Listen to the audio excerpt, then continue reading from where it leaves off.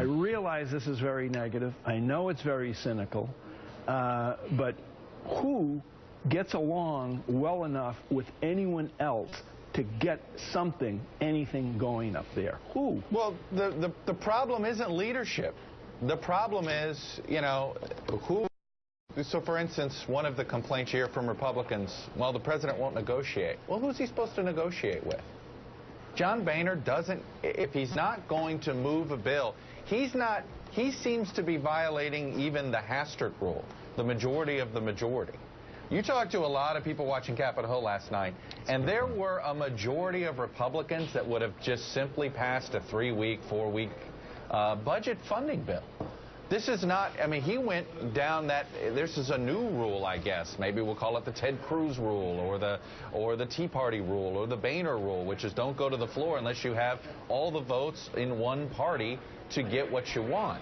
But, you know, if Boehner were the person to deliver votes, I think the White House would be negotiating. If Boehner were the person to deliver votes, I think Reid could negotiate.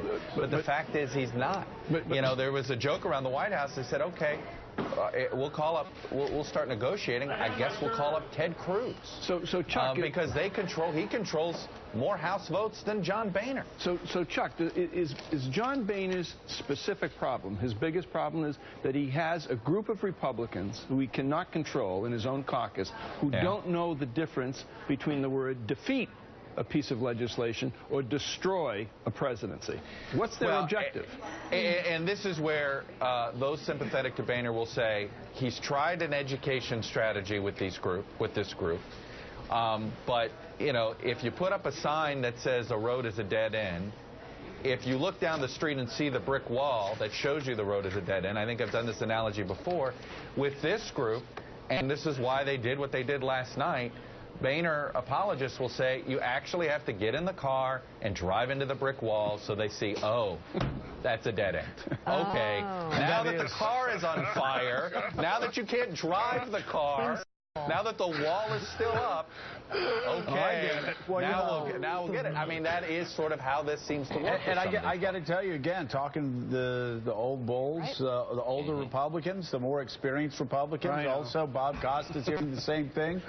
You know, they're just sitting back going, you know, we're sick and tired of lecturing these guys about what's going to happen if they put their hand on a stove.